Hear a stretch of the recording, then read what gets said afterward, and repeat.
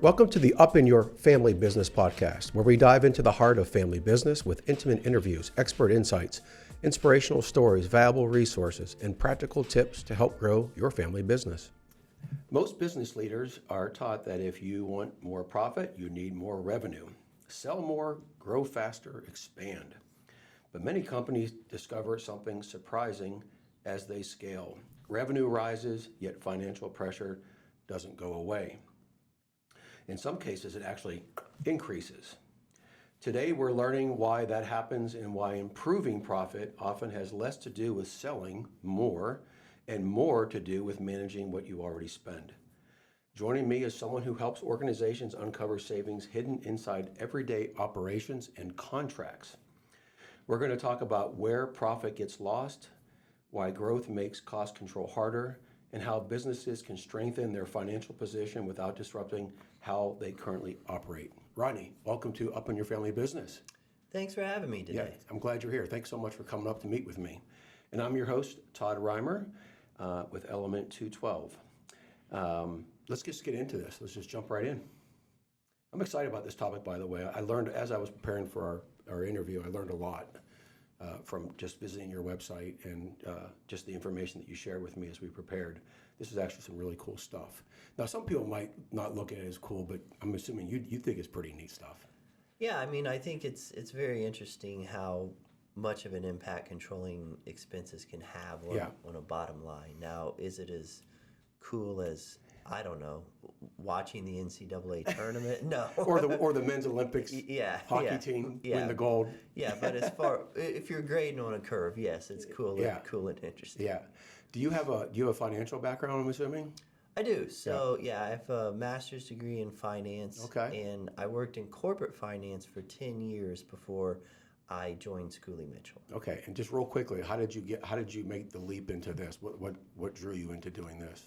So I enjoyed my career in corporate finance, but I was wanting to do something that was working with, I worked for big companies mainly in my corporate finance career, and I wanted to do something more on my own and more entrepreneurial, more something that I felt like my efforts could make a larger impact than at a big, giant, multi-billion-dollar corporation. And I looked at a lot of different things. I really studied different career paths for probably 7-8 months, and then I found Schooley Mitchell. I'd never heard of Schooley Mitchell. I'd never heard of this industry before, but there were a lot of things that really appealed to me about it. It really appealed to me that we don't charge unless we find savings. That 80% of the time our recommendations involve no supplier change, so it's more repricing what the client's currently in. And it also appealed to me that we only get paid when we save a client money. We don't take any commissions or kickbacks from the vendors, so there's no conflict of interest there. And then just the ability to help small to medium-sized businesses. We also work with larger organizations as well, but mainly smaller to medium-sized businesses and nonprofits. It can make a real impact on the business or the nonprofit and what they're trying to achieve. Okay. I think I read somewhere, and I was actually surprised at this. On average, Schooley Mitchell clients save around 28%? Yes, 28%. That's correct. A high number. It is, yes. There's a lot of opportunity for savings in the cost categories that we look at, and oftentimes it's not something that the client, when we first start working with them, thinks that there can be that much opportunity for savings, but there are. Okay. Would you say there's savings with everybody? Can everyone save for the most part? So I've been doing this, it'll be 5 years in March, and I've only had one client ever I did not find savings for, and we only looked at one cost category for them. Okay. So while I cannot ever guarantee that we will find savings, because there's always that chance that we don't, the odds of not finding savings are very low. How many different categories are there that you can be looking at? So we have about a dozen cost categories that we can look at. I'd say the four main ones are telecom, merchant services, shipping, and waste. Yeah. In every business, nonprofit, school system, municipality, they have an expense, oftentimes 2 or 3 of those expenses. So that's why I would say those are the main ones. What is waste? So anything someone's paying to throw away. So your dumpster waste, if it's a medical facility, so medical waste, environmental waste. So if it's a manufacturing facility or like an auto repair shop, like they have like those oils and liquids and fuels. So we can look at that. So anything a client is paying to throw away. Okay. So you mentioned the one client you only look at one category. Why only the one out of the 12? So, I mean, that's always up to the client, how many we want to look at. And no, I've actually never ran across a business or organization that has expenses in every single category we look at. Usually they have probably 5 or 6 of them, but some clients want to just start out with just one, kind of give us feel us out, shall I say. And then some clients want to do multiple ones all at once, and then there's always that middle ground between the two. But it's up to the client. They don't have to sign up for every category that they have. How does someone come into a situation where someone like you comes in? Is an owner typically going, is that a realization they have on their own where they're like, I know I could be saving money in these areas, but I don't know how to do it? Or are you being introduced to them, and then you introduce the idea of cost saving? Like how do you and the client come to meet and then enter into this relationship? Okay, yeah, it's the latter. So I get my clients through referrals, and then I have some partnerships with some associations, and it's usually something that when we first sit down to talk, I get the same response almost every time that we're doing this ourselves, we're controlling these expenses, we're on top of this, and I have to talk to them about the advantages Schooley Mitchell has versus someone just trying to do this themselves. And there are 3. The first one is time. So to look at it in the level of detail that we look at it in, it takes up a lot of time. So staying up to date with all of the different things going on in the market with the different prices of these vendor costs, because this stuff it changes. It doesn't just stay the same all the time. Reviewing the contracts, reviewing the invoices, that stuff takes time. But even if you can find the time to do all of that, the other advantages that we have are what I call leverage in data. So on the data side, we've been in business since 1998. We've worked with over 32,000 clients. So we have a better idea of what everyone is paying versus someone who's just trying to do it on their own. They're essentially negotiating against themselves. They don't know what their competitors are paying. They don't know what the business across the street is paying. They don't know what their favorite restaurant is paying for these types of stuff. Where we have that database, we have a larger sample size, so we can benchmark what they're paying versus what that database of deals says they should be paying.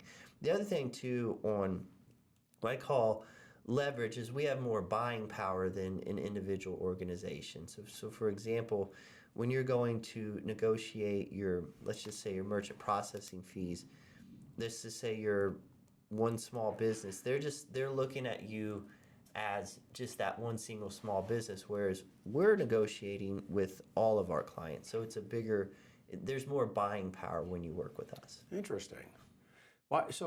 Why do you think it is? Obviously you guys are experts at what you do, but why do you think the results that you provide I know you mentioned about the buying power, but what else is involved? So let's say someone does have the time and they look at all the things you're going to look at. Why is it that the results from you would be better than doing it themselves? How come you guys, as you were speaking, I'm thinking you guys are almost like financial attorneys. You're representing your clients and you're doing a better job.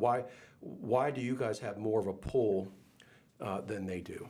Well, I think it comes down to just it's what we do all day long. Okay. It's just that extra level of expertise. So I'll give you an example. I have a client in Indianapolis, manufacturing client. We were negotiating their shipping expenses, and when the analysts contacted the shipping company to negotiate these expenses, she asked for this particular program that the shipping company has, but for whatever reason, they didn't really advertise it or push it or whatever.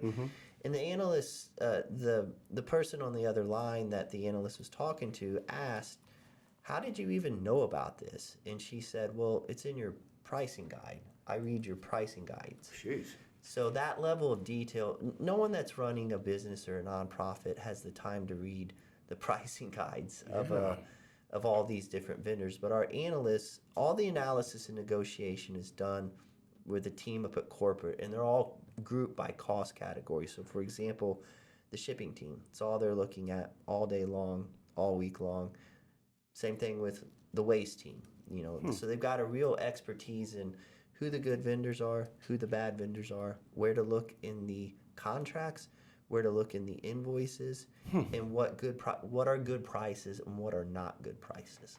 So what I'm hearing from you, and this is actually pretty interesting because because I heard about Schooley Mitchell probably about 7 years ago, because I happened to meet another consultant.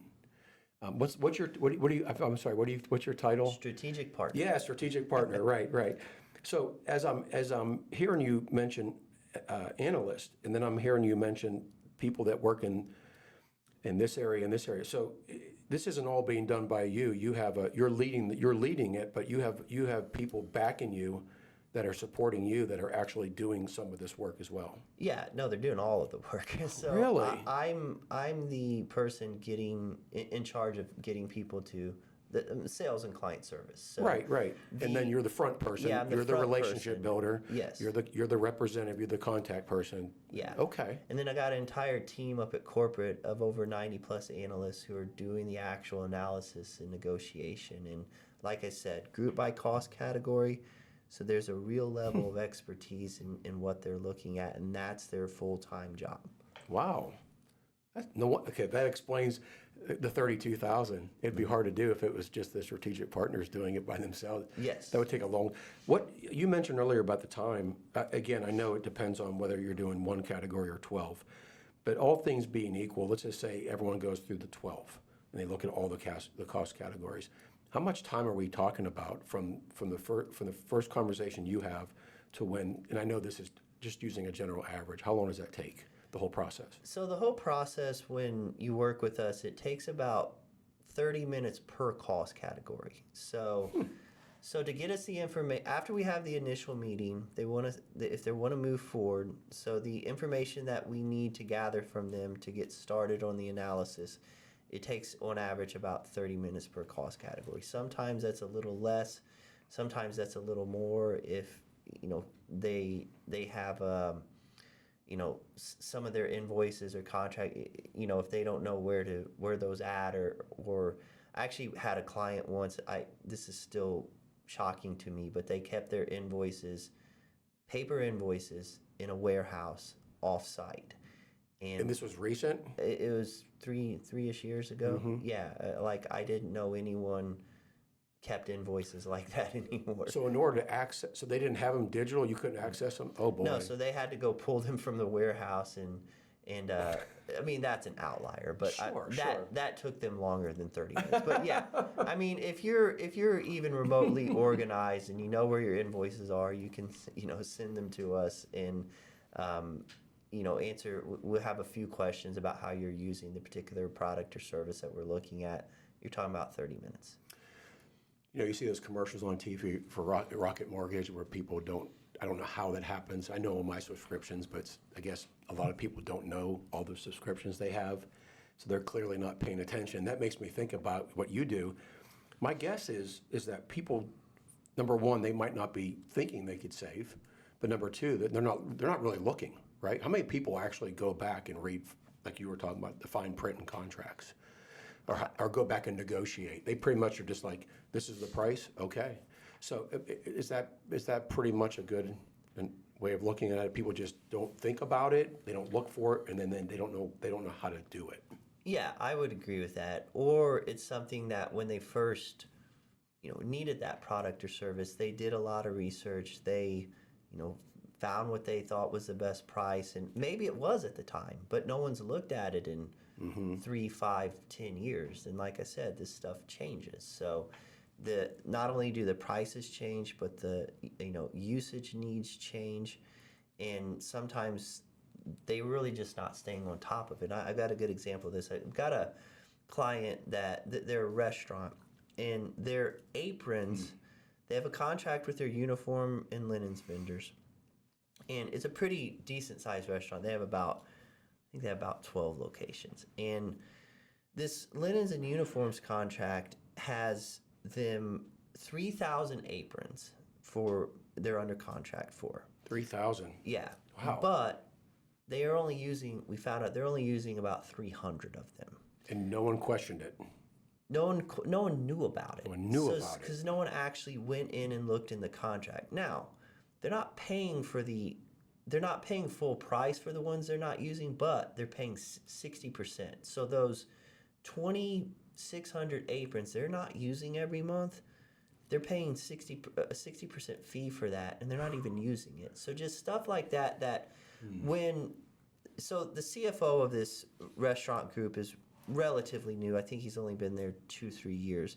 So it's something that the old CFO or person in procurement or whoever negotiated this contract, whoever signed the contract, they didn't read it in the level of detail that they needed to. And then, when someone new comes in, it's just not something that they might necessarily think about. Or, maybe at one time, I don't know if this is true or not, but it's possible maybe at one time they did need a lot more apron. Yeah. Right. But now they don't. Now they're only using 10% of what they're under contract for.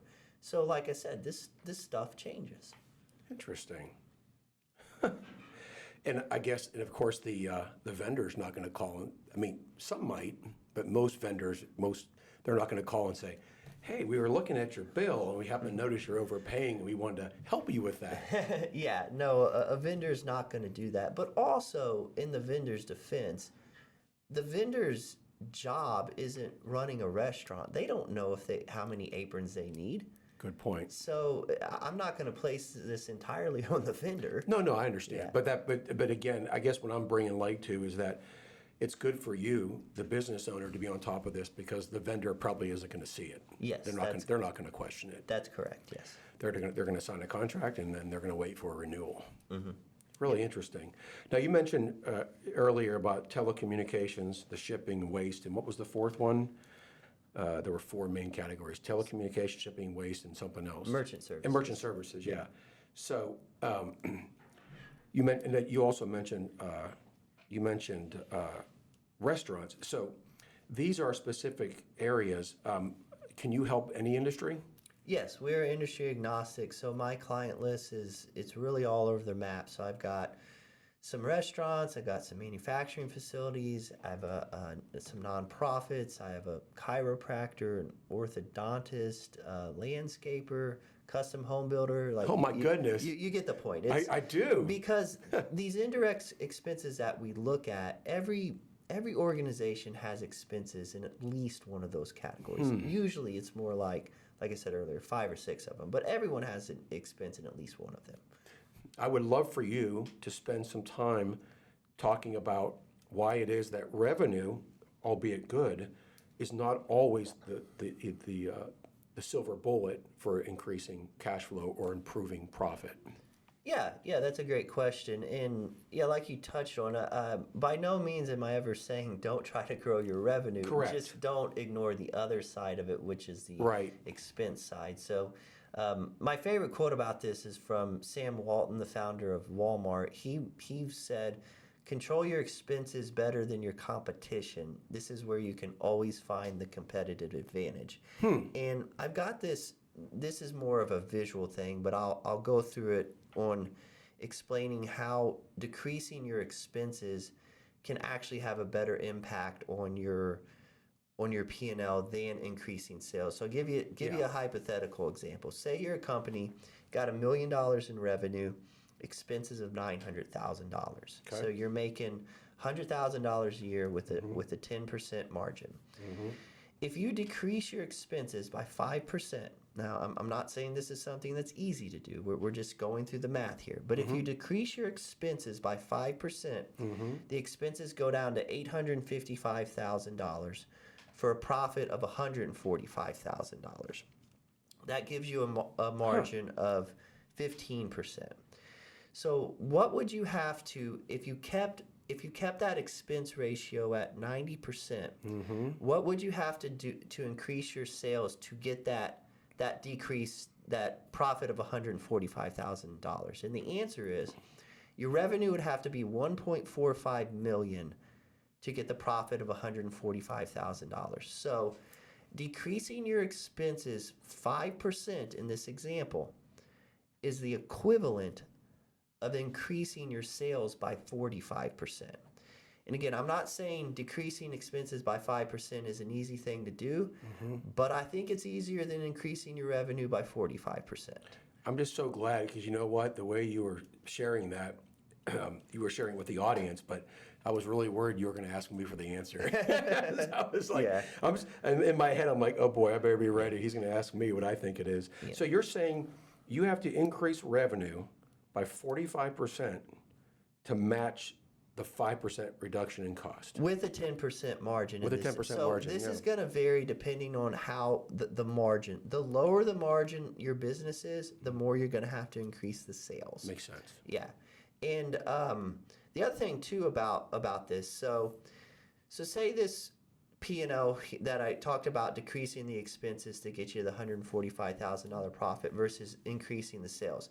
You have the same profit, but your margin is better when you decrease the expenses. And as a former finance guy, I can tell you, if you're trying to get a loan from a bank, you're trying to get a valuation in your company, you're trying to sell your company, all things being equal, the bankers and the investors are going to like that P&L with the decreased expenses because it has a better margin.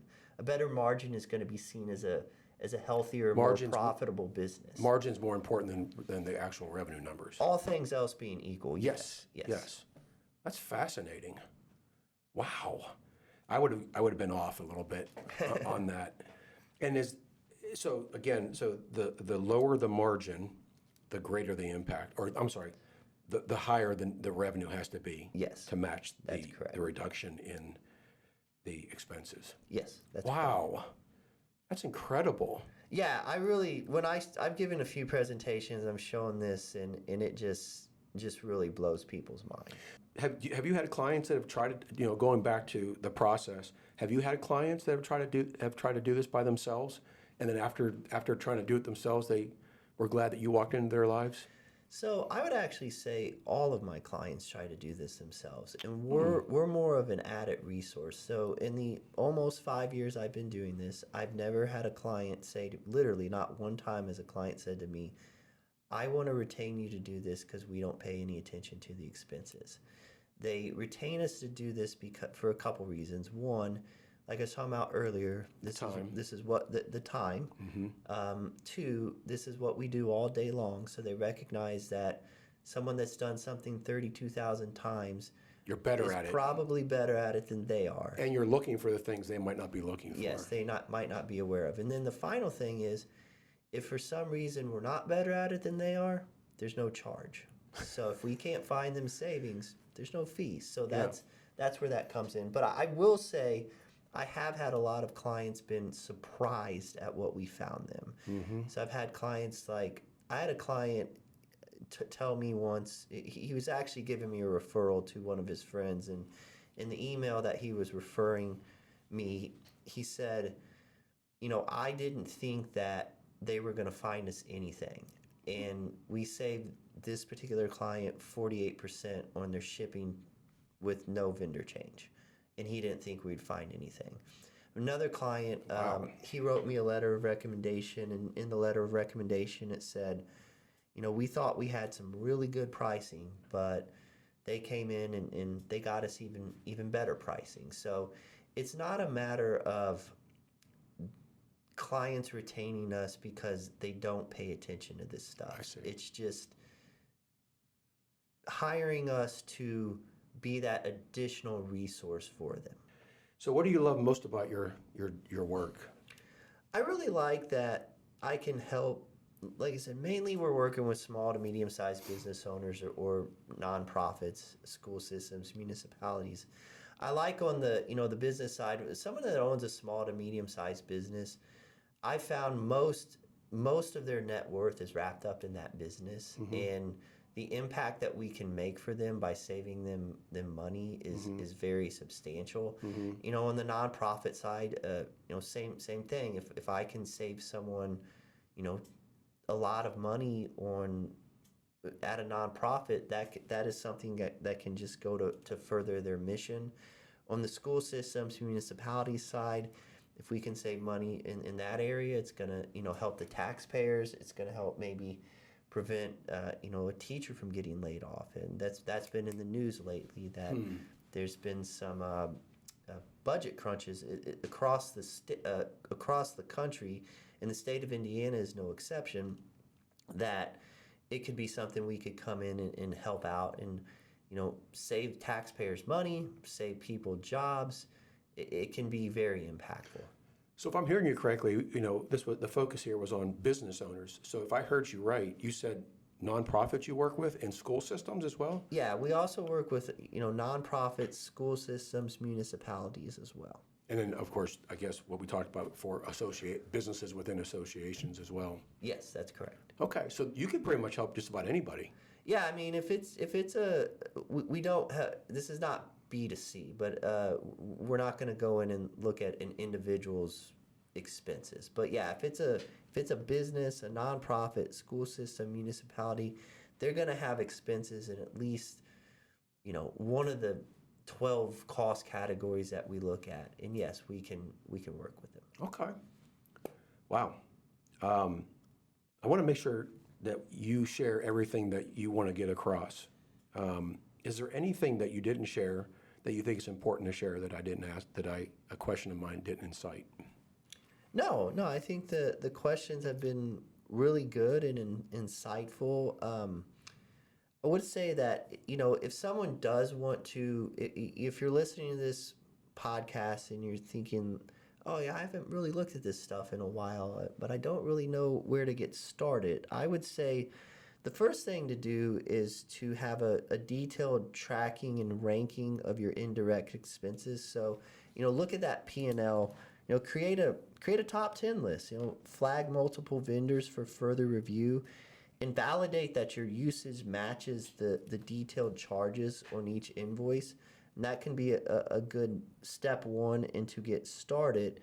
And then I would create a monthly budget for the top 10 cost categories by the vendors. And so once you create that budget, you can compare and contrast as time goes on the budgeted spend versus the annual spend, and compare that back to the last 1, 2, 3 years to see, have expenses and really ballooned and in what cost categories that have they ballooned in. And then once you got a better grasp on that, that's when you can negotiate with the current vendors and look at some alternatives.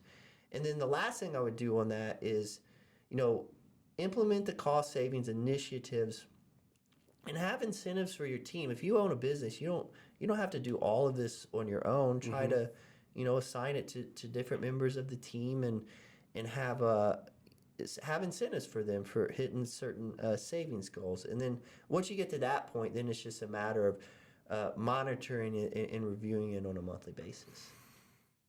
And you can help anyone anywhere, right? You're not, even though you're in the Indianapolis market, you have clients outside of Indiana, correct? Yeah, so I've got clients, I have clients in 9 states right now. Probably in the next 6 months, that'll probably be more like 11, 12 states. But yeah, I can help anyone in the United States or Canada. Okay, all right, not Puerto Rico. No.